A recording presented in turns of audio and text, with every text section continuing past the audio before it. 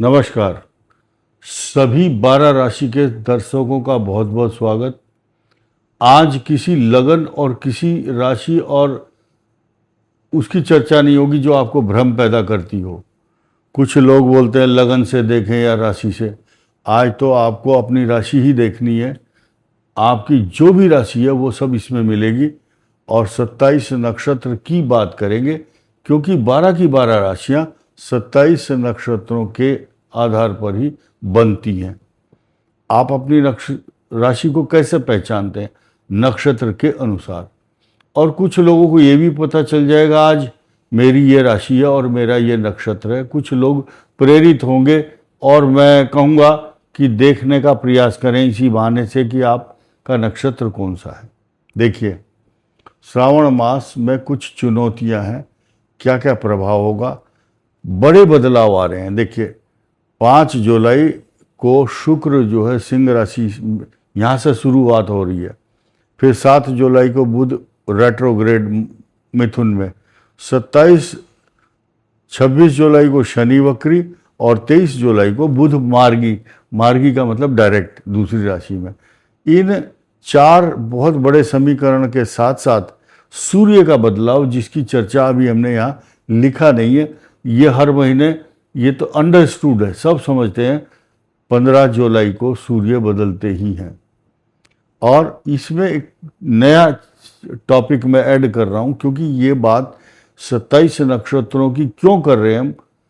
क्योंकि बृहस्पति का अस्त होना, बृहस्पति इस सृष्टि का सबसे बड़ा ग्रह है, टॉप, और गुरु माना जाता है, राजा है। गुरु की दृष्टि, गुरु की चर्चा, गुरु का प्रभाव हर आदमी देखता है। मेरा विवाह कब होगा? बृहस्पति देश से देखते हैं। धर्म कर्म रुचि और किम कुर्वन्ति ग्रह सर्वे यस्य केंद्रे बृहस्पति। बृहस्पति मनुष्य को बचाता है गलत कामों से। धर्म कर्म ज्ञान पैसा बुद्धि रुतबा व्यवहार अहंकार अच्छा ज्ञान और ताजपोशी भी कराता है बृहस्पति। तो उसका अस्त होना, 10-12 दिन जब अस्त होंगे और बृहस्पति जैसे ही आते हैं सूर्य की जद में, सूर्य के साथ, तो मात्र 1 दिन के अंदर अंदर 7 दिन के डिफरेंस में अस्त होने की प्रक्रिया होती है। ये आप स्थिति देखेंगे 5, 7, 10, 11 दिन आपको देखने को मिलेगी। तो फिलहाल ये मैंने बताया, इन ग्रहों के अस्त और रेट्रोग्रेड होने के प्रभाव किन नक्षत्रों को इफेक्ट करते हैं। कारण क्या है? राशि तो एक मोटा हिसाब है कि राशि है ये, लेकिन बनती कैसे है? अब इंडिविजुअल 3 बंदे हैं, 3 बंदों की राशि मीन है, लेकिन नक्षत्र तीनों के अलग अलग हैं। तो इफेक्ट जो होगा वो बारीक, इसको बोलते हैं बारीक हिसाब, माइन्यूटली स्टडी। तो हमने जड़ रूट कॉज पर जा रहे हैं। आप सुनिए ध्यान से। अश्विनी भरणी कृतिका, ये जो राशियां हैं ये मेष राशि के हिस्से में आती हैं। ये प्रभावित हो रही है इस समय 7.5 के कारण। बृहस्पति की दृष्टि नहीं है, इसलिए श्रावण मास इनके लिए चुनौती बना रहेगा, क्योंकि चतुर्थ भाव इनकी जलचर राशि है। पानी से बचना है आपने। Avoid deep water always. दूसरी राशि जलचर राशि की ही बात कर लेते हैं, आप ध्यान से सुनना। कर्क राशि भी इसी जद में है, पुनर्वसु पुष्य और श्लेषा। कुछ लोग स्किप करके देख रहे होंगे, उनको नुकसान होगा। क्या बोले? अभी तो कर्क का बहुत देर बाद नंबर आएगा, बाद में ऐसे उंगली घुमा करके आगे बढ़ जाता हूँ। तो मेरी जो बताने की जो विधि है वो अलग है। जलचर राशि की बात कर रहे हैं। ये जल को प्रभावित श्रावण मास ये चुनौतीपूर्ण पुनर्वसु पुष्य और श्लेषा के लिए है। इसके बाद फिर विशाखा अनुराधा और ज्येष्ठा, ये भी आषाढ़ और श्रावण मास चुनौती बना रहेगा। उत्तराषाढ़ा, श्रवण और धनिष्ठा, ये जो है ये राशि भी, ये नक्षत्र तीनों श्रावण मास चुनौती पूर्ण रहेंगे। कारण क्या, सप्तम और अष्टम सूर्य भी रहेंगे इस दौरान, और बृहस्पति का अस्त होना इस पर प्रभाव डालता है। अब आइए विशेष राशि ये कुंभ। कुंभ के अंदर जल भरा रहता है और जल से पूरी पूरी घड़ा गर्व का प्रतीक है, समृद्धि का प्रतीक है। और ऐसे ही मीन राशि ये, तो जो राशियां मैंने बताई उन पर मैं निशान लगाता हूं। मेष, कर्क, मेष, कर्क और उसके बाद वृश्चिक, कुंभ और मीन, ये नक्षत्र वाले, मैं नक्षत्रों के नाम लेता हूं। अश्विनी, भरणी, कृत्तिका, पुनर्वसु, पुष्य, श्लेषा, विशाखा, अनुराधा, ज्येष्ठा और उत्तराषाढ़ा, श्रवण, धनिष्ठा। धनिष्ठा शतभिषा, पूर्वा, भाद्रपद। धनिष्ठा दो जगह आता है क्योंकि यहाँ 50% दो चरण यहाँ पर धनिष्ठा। कुछ लोग इसको घनिष्ठा बोलते हैं, घ नहीं बोलना, ध है वो, धनिष्ठा नक्षत्र। पूर्वा भाद्रपद, उत्तरा भाद्रपद, रेवती। आप देखेंगे ये तीन राशि, 1, 2 और ये 3 तो 7.5 की जद में है। और ये कर्क राशि में बृहस्पति है, लेकिन सूर्य भी है। सूर्य यहाँ से अष्टम राहु है, और लेकिन जलचर राशि होने के कारण तथा इस समय सूर्य भी होंगे और बुध वक्री भी होंगे, कुछ साइड इफेक्ट होंगे, इसलिए इस राशि को भी सावधानी की आवश्यकता होगी। श्रावण मास में गहरे जल से बचें। तो श्रावण मास की जो आपदाएं हैं वो इनको इफेक्ट करेंगी। अब आते हैं कृत्तिका, रोहिणी, मृगशिरा। कृत्तिका दोबारा आ रहा है यहाँ पर, ये 3 चरण हैं यहाँ पर, और वृषभ राशि पर मंगल है, इसलिए ये राशि उस कष्ट से नहीं अपितु दूसरे कष्टों के कारण, यहाँ चतुर्थ सुख का भाव, चतुर्थ भाव केतु, दशम भाव राहु, ये साइड इफेक्ट देते हैं ये। अब आया मृगशीर, आर्द्रा, पुनर्वसु, मिथुन। मिथुन के लिए द्वादश भाव बने हुए मंगल के जो नक्षत्र का ट्रांजिट है वो दशम भाव शनि भी है यहाँ। ये तो रक्षक है, लेकिन ऐसी स्थिति में इनका जो चतुर्थ भाव है ये कष्टकारक माना जाएगा। माता, मित्र, मकान, सवारी, पशु और परेशानियाँ, ऐसी ही परेशानियाँ वृषभ के लिए भी है। अब कर्क का मैंने बता दिया, ये जलचर राशि है। सिंह, ढैया, मघा, पूर्व फाल्गुनी, उत्तरा फाल्गुनी, ये चल रही है शुक्र और केतु के साथ।